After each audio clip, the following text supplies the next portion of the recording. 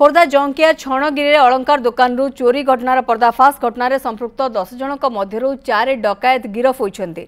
सेमानकठारु 900 ग्राम सुना 2 किलो 363 ग्राम रूपा 9,45,000 नगद टंका जबत होइछि। एथिसहित गोटी देशी बंधुक 2टी गुली भुजाली जबत करिछि पुलिस। अन्य डकायत को धरिबा नै पुलिस विभिन्न स्थान में चढ़ाऊ जारी रखिछि। अगस्त 24 रे दिन 2 प्रहर बंधुक देखाई लुट करथिले दुर्वृत्त। एने अभियोग परे तदंत करी डकायत को धरिछि पुलिस।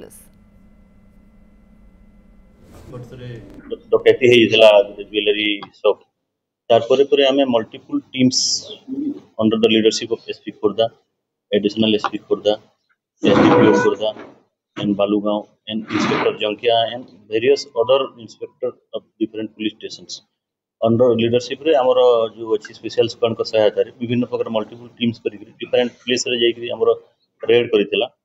पुरी, गंजाम, ब्रह्मपुर, नयागढ़, कटक, खोर्धा ये सब एरिया रे रेड कला परे हमर 4 जन ए केसेस रे धरा पड़िथिले and a huge amount of recovery हमर in term of gold and silver हेतला।